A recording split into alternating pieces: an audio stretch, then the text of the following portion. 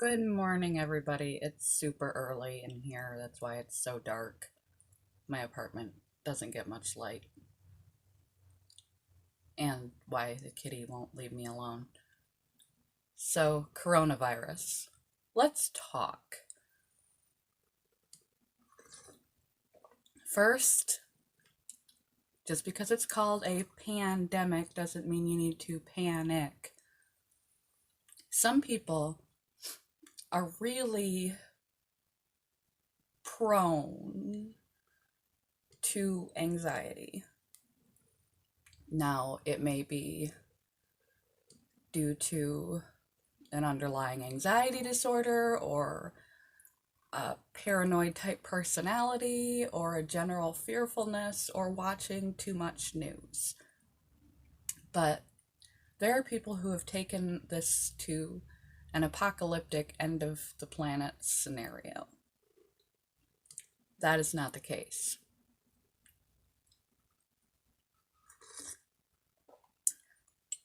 Granted, it's severe, it's serious, but it's not as serious as people seem to be reacting to it.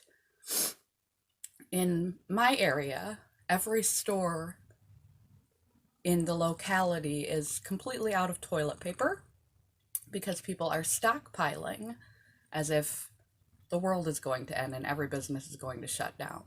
Currently, schools have shut down for 2 weeks. My organization is at half staff, and my church is shut down.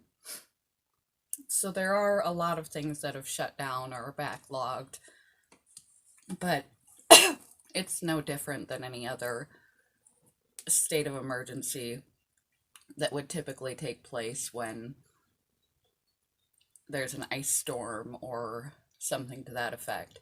Why they've bought out all the toilet paper, I don't know. The cold doesn't cause, though the virus, it's not a cold, the virus doesn't cause that problem. It's a respiratory virus. Just because something is a pandemic or a state of emergency, we need to take everything into perspective. For one, when there's a problem in the world that's beyond your control, largely, don't spend all of your time and energy focusing on it. Don't catastrophize situations. We've had swine flu, bird flu, SARS. Granted, they haven't got this far, but there was an Ebola breakout, and Ebola is serious. That can kill you. Granted, there have been a few deaths from COVID-19, they're calling it now, but it's more an aspect of quantity versus severity. Here's what I know. So far, scientists believe that the disorder started in bats, and bats bit other mammals that were killed in wet markets in China. And a wet market is where they slaughter animals right there and give them to people, and the people consume them. And that is how it spread and why it started in China. The problem, anytime there's a mutation that hops into people, we don't have any resistance or treatment for it yet. It's extremely catchy. It's very contagious, and we don't have any resistance to it. However, the flu is more dangerous than COVID-19. This virus is, you have a low-grade fever, typical cold symptoms, a cough, and chest.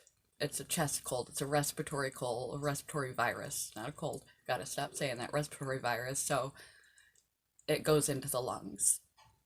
The only people that are really at risk are immunocompromised people, elderly, lung compromised people, the same people that would be at risk for complications from the flu, except with the addition of lung compromised people because it's a lung infection. Um,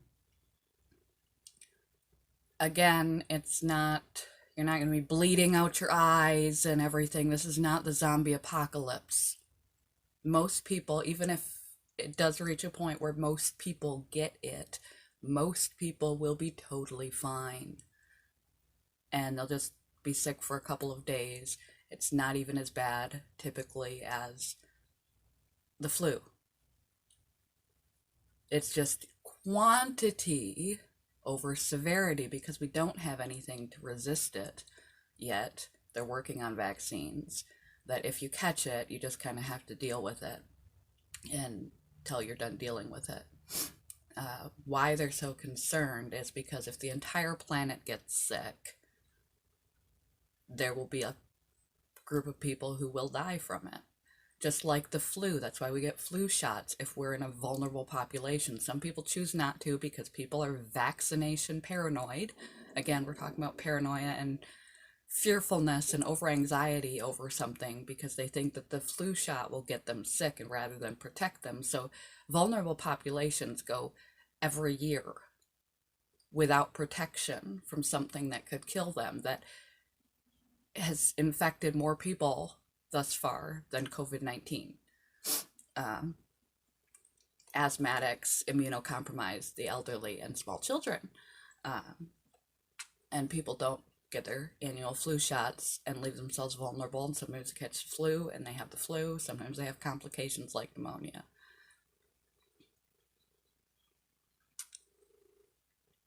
The fear point is that we've never seen anything like this before, and they're worried that things mutate, just like we have a bunch of different types of flu, that it'll spread around and eventually we'll catch up, we'll make a vaccine, and then we might have round 2 or round 3 where the virus mutates like viruses do and becomes a different strain. Like sometimes the flu vaccine is or isn't totally effective because there's various strains of the flu that exist now.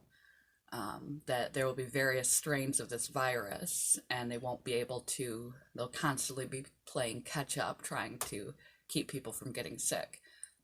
And again, it's quality over severity. If you are the general public, fear not.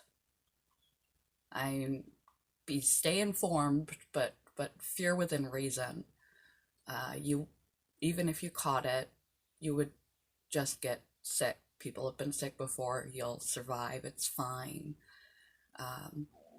The thing you need to be careful of is if you fall into one of these elderly, immunocompromised, or asthmatic categories.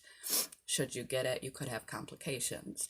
If you think you have it, fever, breathlessness, it's a respiratory cold. So if you have a cold, don't panic. Call your doctor and tell them what you're experiencing. Don't just go to your doctor's office. Find out if you need to get tested or not. And stay home from work. But the likelihood of you getting it is still extremely low. And if you have it, stay away from other people that are vulnerable. If you end up with it, which is highly unlikely, stay away from other people that are vulnerable. Again, it's contagious, but it's not severe. So the two worries that people have is that if the whole world gets infected, that the vulnerable populations might lose their lives. Just like if the whole world got infected with the flu, some people would lose their lives. And that's not good. But most people would be fine. So if you're most people, don't worry. And the second thing they're worried about is that it mutates and we're playing constant catch up trying to find some vaccine for this new illness. And people just keep getting sick, keep getting sick, keep getting sick. But again, things beyond your control, Fear not. Take normal, necessary risks. Wash your hands for at least 20 seconds. A lot, especially when you're in a public place. And hand sanitizer may not be available anymore because people have panicked and have stockpiled it all. Face masks, they're not going to help you because things get through them. If you're not sick, don't wear a face mask unless you want everyone to run away from you in fear. Save the face mask for the first responders, for doctors and nurses that are treating people with it, and the people that have it, so you know that they have it. People are overbuying face masks too. And as far as anxiety over it, look up information about the CDC. There's lots of information, not the news. Don't hyper-focus. Don't make your life revolve around the coronavirus. Don't get your information from social media. Don't get your information from media. Go to the appropriate sources and educate yourself so that you can be calm. People are watching the stock market drop and things shutting down temporarily, and they're freaking out. It's not the zombie apocalypse. Most people will be fine. We will be fine. Again, be educated, but be calm. Keep things within reason. Don't stockpile supplies that people need. Don't stress yourself out unnecessarily. Keep calm, carry on. And God forbid you catch it, call your doctor. They'll get you tested, and if you verifiably have it, 2 weeks without contact with other people. But the likelihood of you catching that is less than the likelihood of you catching the flu, especially if you don't travel or come into contact with people who have traveled. So if you want to take that vacation abroad, now might not be the time to do it. Again, be conscientious. Don't be catastrophizing. Don't let this paralyze your life. Love you guys. Bye, YouTube.